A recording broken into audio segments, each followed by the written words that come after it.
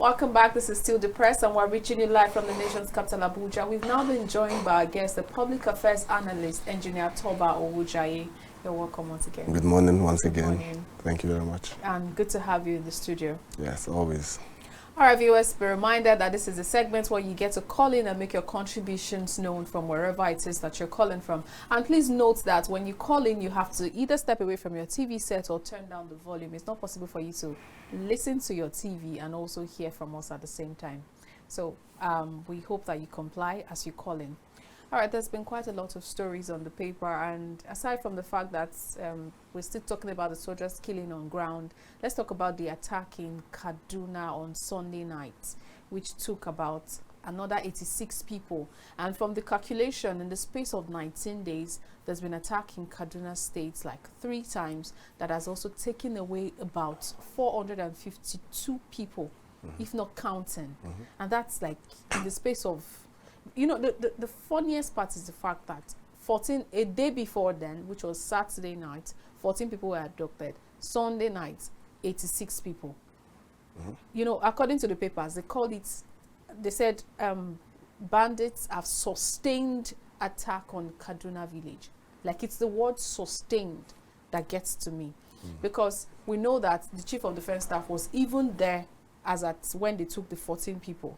So they were there, they went to the village, they went to check things. Is it that in Kajuru local government, they couldn't even put in people to, safeguard the village, that they just walked away and left the place again empty? That they came back again in less than 24 hours to pick another 86 people. There's some sort of effrontery here. I'd like to get your thoughts on that. Yeah, I was born in Kaduna. I came back from Kaduna yesterday, so I'm very conversant with Kaduna politics. Chikun and Kajuru are under a federal constituency within the Christian-dominated parts of Kaduna. Now, it doesn't extend down to Zone 3 of Kaduna. It stops within the Kaduna Central, okay? So, but in that axis, that's the strongest Christian native population. So, some of these things are just, like I've said on this show many times, all of this is not incidental. This is politically driven. May also have a religious undertone. I blame the governor a bit for making a statement last month or 2 months ago where he said there has been no single Christian and Muslim clash in his state. That's a normal statement to make in a normal country. But that's not a statement to make in Nigeria.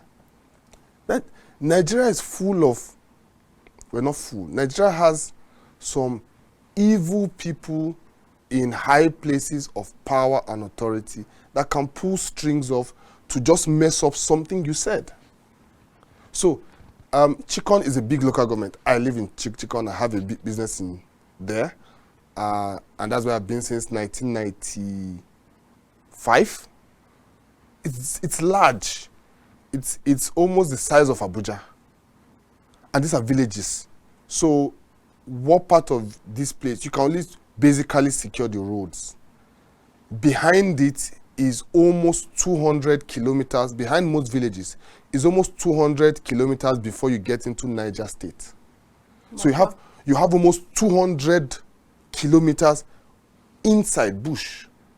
So that's where most of the terrorists go to stay. So they just come and pick off people like hawks and disappear again. But this is a coordinated attempt. This is a I dare you issue. Yeah, he shouldn't have made those statements. He has now been caught in the crossfires of all of that. And unfortunately, for people to score political points, it is the people, the masses, and the villagers, the most helpless people that are suffering for it. What I expect the president to do, he has met with the senator, Senator La, who is someone I know very well. I've known him for 6 years, and I've worked closely with him all those years. We still spoke yesterday. The president has met with him twice, giving him the chance to speak to him for 2 hours, to give him, and that's what I like Tinubu for. Many people don't like him, but I like him for that. He listens to the to the people there to find out what is happening. I don't want to assume I know what's happening in your place. So they talked for 2 hours, and he explained what is going on, and they're asking for military bases. So it won't be an immediate short-term solution, but if they fix military bases in those places, it won't keep reoccurring. It happened now. Anytime there's this politically driven crisis, Kajuru and Chukun always suffers for it. Also, Southern Kaduna also suffers from it. But right now, the Chief of Defense Staff is from Southern Kaduna. So his first attempt is to now cordon off Southern Kaduna such that it's hard for... They want to strike Southern Kaduna. I can assure you, if they have the chance this night, they will. But he has done that already for his people. Now he has to make sure another base comes up in Kajuru, a good military base, and one in Chikon. This has to be done. So what's the... People cannot keep controlling Nigeria by killing people, kidnapping people, and trying to make a government ungovernable. We just can't let this continue.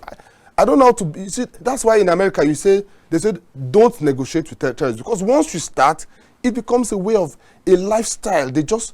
Anybody just wants to push any button, kidnaps 10 people, and then you now bring them to a negotiation table. You pay them off, they become rich, they get emboldened. The problem is they don't pay off the boys who do the kidnapping much money. They pay them peanuts. So they have to go back again and again and again. But the big men making the money are somewhere private, getting the money in cash and stacks and living their good life. So they keep making those boys who go out live on this as a daily business. You get 200,000 for kidnapping somebody, and the person they get 10 million from it or 20 million. So you have to keep going back because 100 million can't foot your bills. This is the mess we are in. The question I would love to ask now is, where's the place of intelligence here? Intelligence reports. Because if you really ask me, 24 hours is too close for another action to take place within the same local government area. You see, it's like you say, lightning doesn't strike twice. So a thief comes here. I'm talking about you have, in this place, you have 20 phones kept, and a thief comes to steal a phone in this office. You don't expect the same spot he's going to steal a phone tomorrow is the same spot. Because we have a lot of weak spots in that axis. That's what I'm trying to explain. There are a lot of soft spots where all of this kind of hawk picking off of people can take place. Don't let anybody deceive you. If terrorists decide to still pick people up in some parts of Chikun local government, I know Chikun local government almost like back of my hand, it will still take place this night. I'm trying to explain to you that behind some villages are 200 kilometers of nothing. We understand that Kaduna State is, in fact, the 4th largest state in Nigeria, which means that. But still, Kaduna State is still one of the places where you have most of the military bases, literally all of them. Yes. Defense, academy, we have a lot of them there. Yes. So why is it that with all of this, you cannot just pack all these things and put them in one place like you're just packing sardines when you have a lot of other spaces, the arable lands that we have, that you're not making very good use of them when it comes to security purpose, especially knowing that Kaduna has always been prone to this kind of insecurity. Yeah, now we keep saying we're taking proactive measures, but it doesn't seem to me like this measure is proactive enough if people are still being kidnapped. In 19 days, almost 500 people have been kidnapped. Yeah. In 19 days. If I was in the defense, in intelligence, immediately the governor made that statement, and this was not out of any harm. He was just talking about how good his tenure has been. The Christians started nicknaming him with a Christian name. He shared his appointments evenly. He was doing projects in the Muslim-dominated areas and the Christian-dominated areas, which was what we were looking for. A governor that doesn't really put religion to the fore of developments and stuff. And so while he was doing all of that, he was interviewed and he said, so far there's been no religious killings, and in the southern parts of the state, it has been safe, no single, and immediately, 30 days after that, you have 500 people gone. So it was a wrong statement with a good intent. And so you think that statement actually triggered all of these things that are going on? I am sure about it.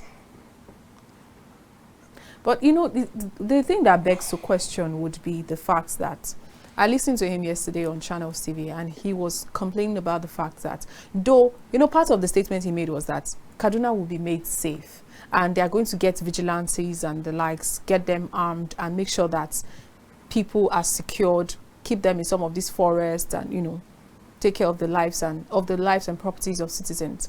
But according to him, they are still shorthanded because they can't use weapons. They are appropriate weapons as against facing bandits. Yes. And that's where the conversation around the Constitution comes in, because they said the only person that can give you that right to carry that kind of ammunition is the federal government. Yes. So do you really think that our Constitution is lacking in this aspect? Yes. Nigeria should allow all of us carry guns. Please. We are past that era where people I have a wife that I took 3 years to toast before I married. I have 4 children that I've labored on day and night. I was still petting my kids to turn them by 4 a.m. this morning. And I will watch somebody walk into my house to come and kill my kids. And you are talking to me about a constitution? I'm saying that this is wrong. Nobody will come to my house if he knows I have a gun. But you do know that that is unachievable. It's happening in America. It's happening in countries. But we already know the aftermath of that. They're even looking for how to control their guns. Yes. Because we have people that just wake up and shoot sporadically. But is that better than killing 250 people in one village? But that would mean putting all of our lives at risk. Have you considered that? If I have a gun and you have a gun, you won't come to my house. If you don't know if I have a gun or not. See, this is the problem here. You are 100% sure these people are unarmed. And you know that you are the only one armed. So you pick them up like flies. But if there's a constitution that says you can have a gun, as pretty as you look, you can have a pistol. Now when a guy comes to you on the road and wants to say, hi, so I bring out my pistol. He doesn't even know. Conversation he doesn't even know whether you have. No, he doesn't even know whether you have a pistol. But the fact that he knows that you may have a pistol, he's careful. Okay, but no. I want this to sink in. Okay. Okay, because he doesn't know that you have one. But once he knows that there's a possibility that you have one, he's going to be careful, especially in your house. Okay, so let's talk about this.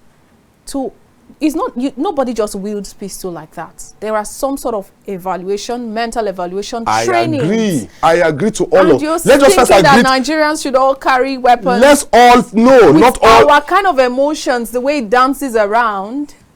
All of us still carry phones, and we have not killed ourselves with the phones. Because the phones are not weapons of destruction. We have knives in our house. Have you stabbed anybody? There are people that have stabbed their people. Are they more than the people that are being killed now? Knives are in our house. Sniper is in our house. How many guns?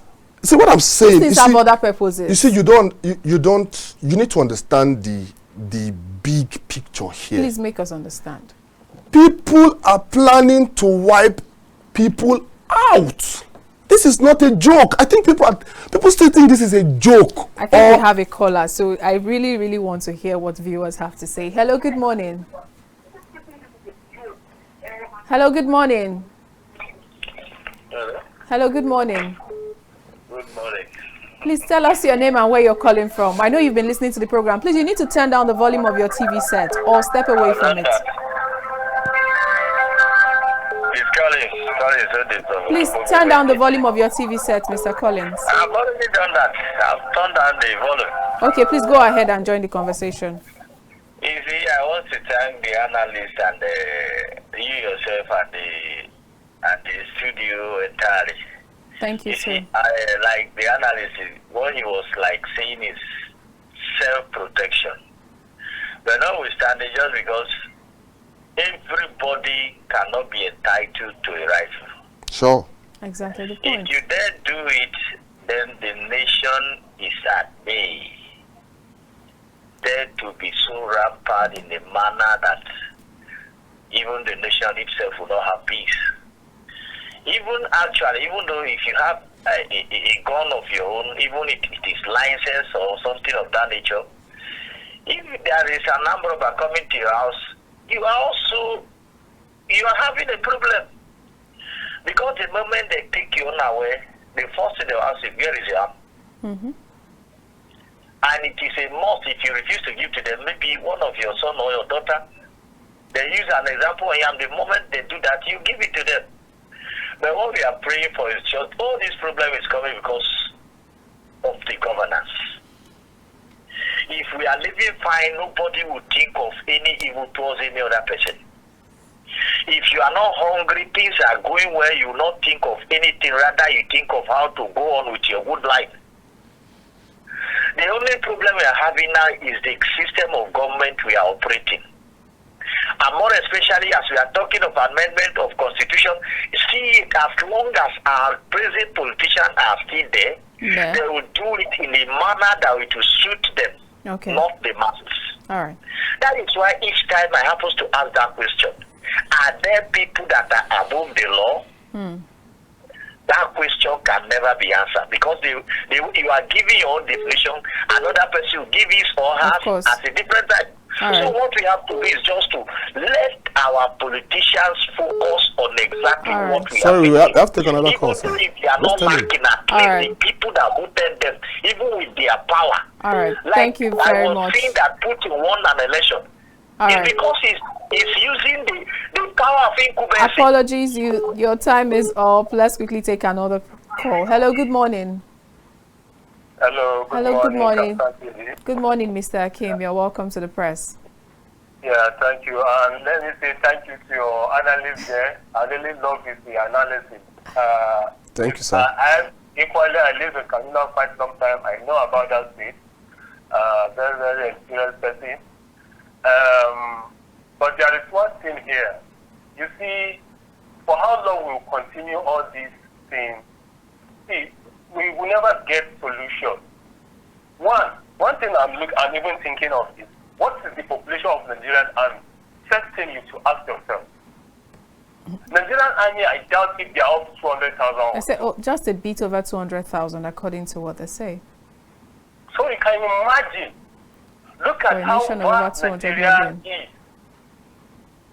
Kaduna State alone, you can imagine how big it is. So now look at it.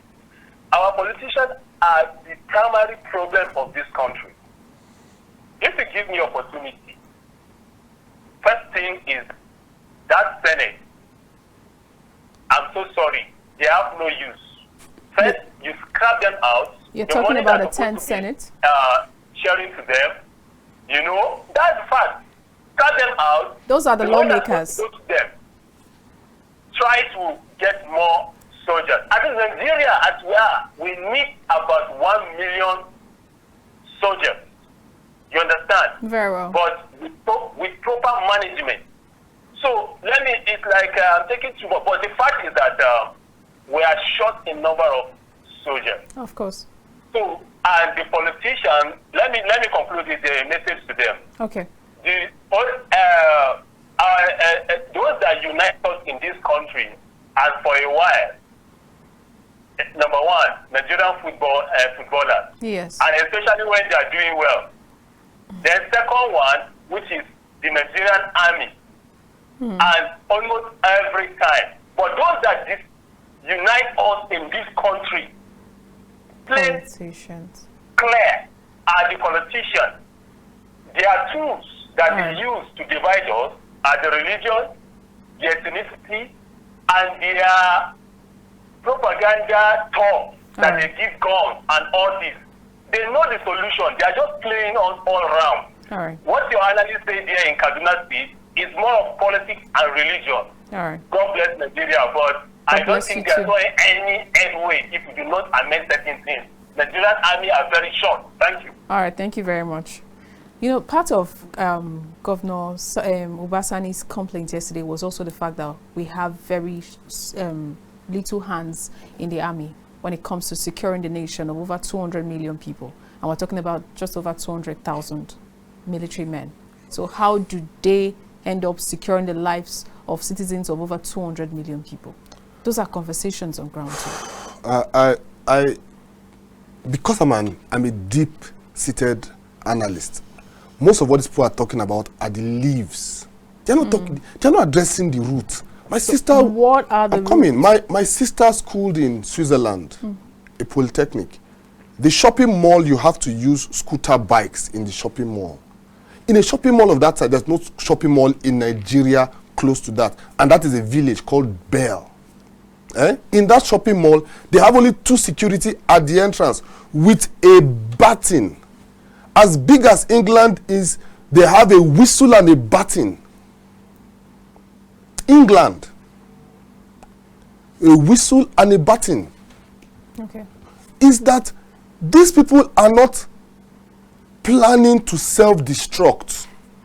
No British man is planning to destroy Britain for his own good. Nigeria is not a nation. Nigeria is a combination of nations that are struggling for dominance and are willing to do anything at any cost to get that dominance. Nigeria is nations that have been joined together against their will or with their will, and are managing, either waiting for when this part of the nation will get his own opportunity and this other part, and everybody wants to make sure this person's tenure is very horrible so that they can also come back. And so we are self-destructing. That's all.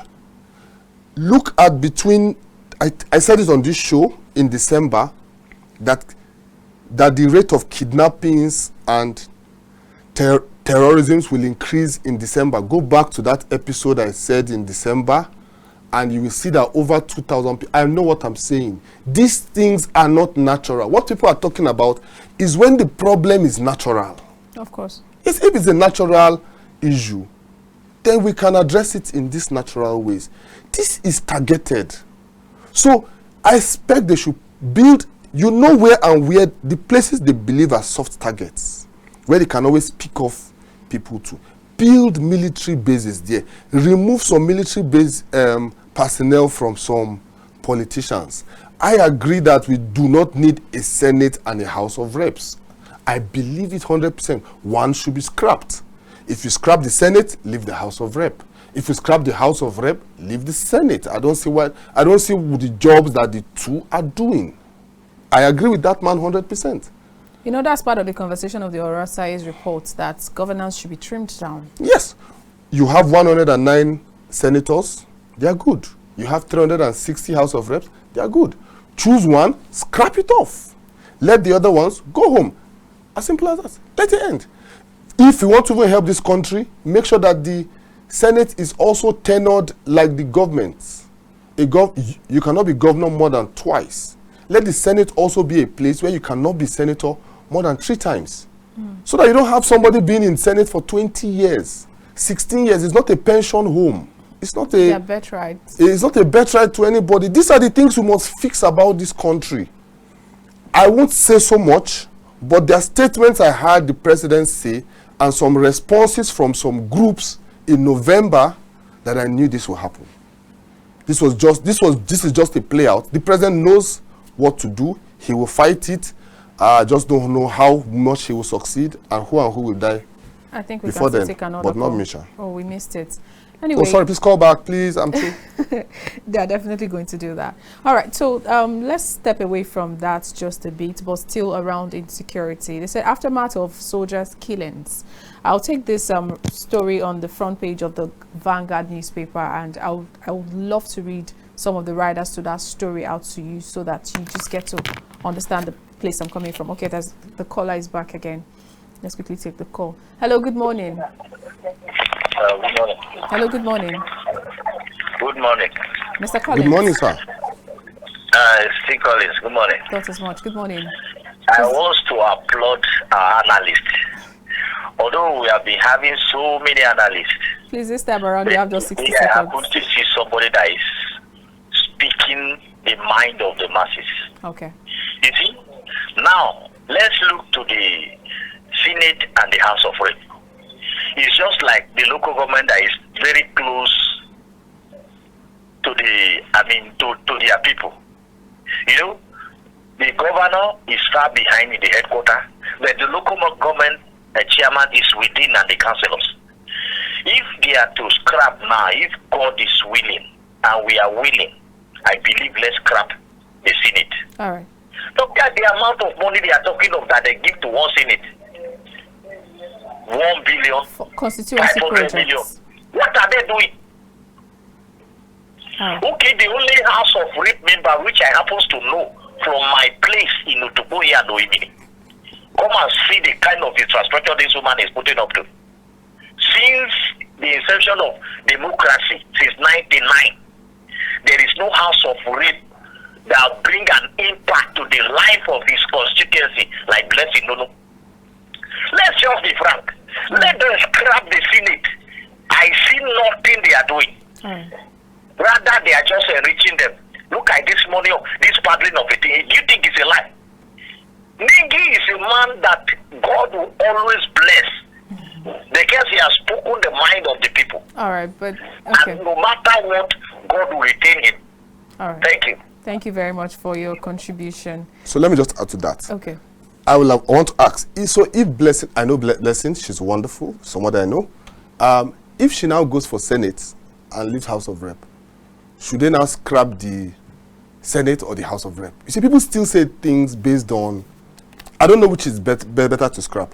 But if Blessing is very good at House of Rep and she becomes a senator, she has more funds, more influence, and a bigger reach to do better things. So, but the two is laborious for us. But what we are lacking is good people in politics.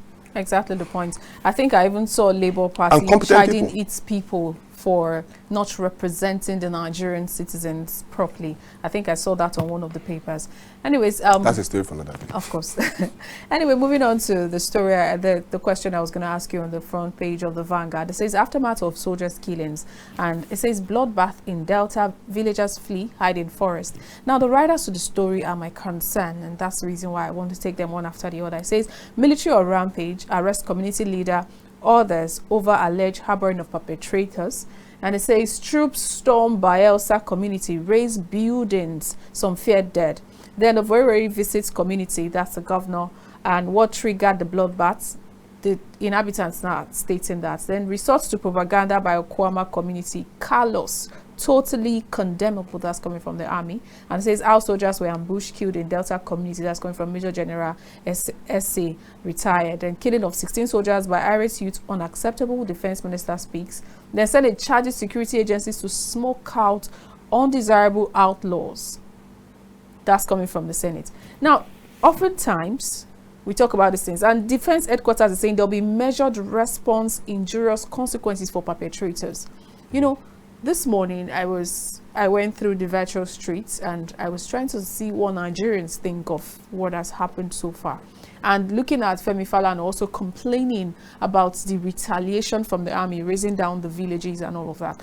Somebody said it's easier for them to retaliate because these people attacked the military. So what happens to the citizens that have been kidnapped over and over again? Why is there no that sort of outburst to ensure that citizens are kept safe? Is it just about the men in uniform, even though we know that there are supposed to be a no-go area? So I want to get your thoughts on this. First of all, if you kill an American soldier, America will go to war. And outright war. Because what is even, okay, I've read many versions to the story. The villagers have come with their wonderful story that these officers came, they offered them cola nut. When they wanted to go with their community leader, they refused. As that happened, the soldiers started shooting, shot some of them. So they now, that's how they killed killed them, then ambushed them. That story is said by like 5 of them in that paper. That story looks too arranged, the same story everywhere. Now, but I've looked at the caliber of soldiers. Soldiers are not daft. Exactly the point. Officers. These are top officers. officers will not carry themselves to a place to be killed. On a peacekeeping mission. On a peacekeeping mission. They went there for a peacekeeping discussions. If they went there to kill, they will have sent low-level cadre soldiers. Those people have had a completely different story. When you see top-level officers, 20 of that caliber, you can check their ranks. 17 of them, yes. Lieutenant Colonel, Major, Captain. They're high-rank officers. It was a discussion. Okay? But I think they took it with too much levity. Please, I beg the military. These are experienced hands. You don't know what it takes to train a colonel. The amount of years. Please do not, for any peacekeeping mission, they shouldn't use more than 1 or 2 colonels. For any, you can, look at what has happened. It's sad to me because their lives have gone, the trainings, so you went for a peacekeeping mission, you wanted to carry the community leader, they refused. You turn back and leave. No need to shoot any, okay. Are we sure that that's what even actually... Yeah, this is their own story. The military has not brought out their own story. They have finally even just brought out the pictures for the first time for us to see. But whatever the people have said, they shouldn't... For them to have sent this number of people, they didn't go there with the aim to kill anybody. They went to be able to reason with the people. And what is behind the fight? It's still land and it's still oil. Urobo people are claiming that part of land is theirs. They are claiming Ijo is encroaching on their land and getting the oil. And this is not oil that's going to federal government. We're talking about bunkering. Okay? So, left to me, the government should map out that spot and declare a no zone for any of the two, for nobody for now. Okay, let's go back to history now. Yes. Let's bring it back to what happened in 1999 under ex-president Olusegun Obasanjo in Bayelsa State. In your, what do you putting this side by side with President Bola Ahmed Tinubu's statement stating that this will not go unpunished and the Defense Headquarters and the CDS should do something about it, as against President Olusegun Obasanjo's immediate order? How would you juxtapose this? Tinubu won't do that. Even Obasanjo, if he has the chance now again, he won't do what happened in Benue. He won't. The world is more civil. Internet has made, you don't have a clips of what happened in 1999. If you try that now, you have clips everywhere that you regret all your life. So things have changed a bit. I'm sorry. Things have changed a bit. You know, you can't just react like that. But truly, if you lost 17 top officers, you would want, and you are the commander-in-chief, you'd want to give an order that would make everybody learn a lesson. But you have to now measure your acts, go back to the village. See, that community head has to still come out of that village. They went to get one community head and 22 soldiers. They must bring that community head out. But it's just to interrogate. For me, go to the root of the problem. The root of the problem is the bunkering there. Set up a military. I will set up a military base in that place. Nobody will bunker anything in that place. Is that oil all of you are fighting to bunker. Nobody will touch the oil. It's just so unfortunate that, you know, this kind of thing can take away the members of the armed forces, because these are supposed to be our last resort. You know, yesterday our guest was also saying something that this shouldn't have been the responsibility of the army. Do you also agree with that? This dispute resolution should have been the police responsibility. It may seem as though we're using our army for responsibilities that are not necessarily theirs, and that's the reason why we tend to lose them to some of these things unnecessarily, and that's the reason why civilians would not see that uniform as something to be reverenced, and they could decide to attack them. People don't understand what these people face. If they killed 22 top officers, what would they do with policemen? You don't understand bunkering. People don't understand bunkering. Bunkering is me having a pipe into your account and your account and your account. And when you get 20,000, 5,000 flows to me for doing nothing. That's bunkering. That's the way to explain bunkering. Okay? So I just link my accounts to Dangote's account and Elon Musk's account, and federal government account, and every money that drops there, I get my own. So when people live on that, and you now want to, and two clans who live beside each other are now fighting for that space, it's beyond even the village. There must be very big people making that very big money. And for their interests, they are willing to kill 22 top officers. This is what I'm saying.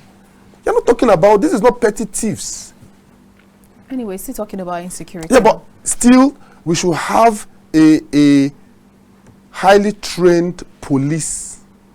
We said this last one of the times. We should have a highly trained, highly armed police unit that is not based in any state, that is based in Abuja under a special command that can go for these one-offs assignments, not military. This is not a terrain for the military. But you know, but we don't have that. Do We said they decided we'll have that. Do you think they should really be based in Abuja? Because if you have them in Abuja and something is happening far away, maybe in Zamfara, far away in Kano, or far away in some other southwestern states, how do they quickly, meet up with some of these things? They'll fly. They would. Which state is more central in Nigeria? Abuja. There's airports. There's everything you need. What about having them in each state? No. That defeats the aim. We are talking of a special response squad. This matter doesn't happen every day in Delta State. This matter doesn't happen every day in Kaduna State. But people are being kidnapped literally every day in a lot of places. For example, we are talking about basis. That's a long-term thing. We're saying there is an issue to respond to by 5 p.m. today in a creek in Bayelsa. We can't say for that reason we have set up something in Bayelsa forever. No. A team that can go there, respond to that matter, and come back within the police force so that they have the law backing them, they have the jurisdiction. The police is supposed to handle matters within Nigeria. The military is supposed to handle matters threatening the integrity and the territory of Nigeria. All right. In 2 minutes, I'd like you to respond to this. They say Nigeria doomed without new constitution. Doomed is a big word, but they've tried to reface the constitution. It's like repairing a very, very bad car, refurbishing it, painting it. I don't see a completely new constitution. So we are not doomed, but this constitution needs to be looked into by many good hands who have interest in Nigeria. My greatest problem about Nigeria is that we have too many capitalists making decisions for Nigeria, and we think is right. I'm sorry to say, when you bring a Dangote and a Lumelu, people who are business inclined and profit driven, I'm not blaming those ones. Of course. It's their business. To make a decision for Nigeria. Economic decision.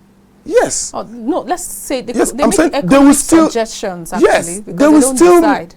These are business people. You can't change a business person.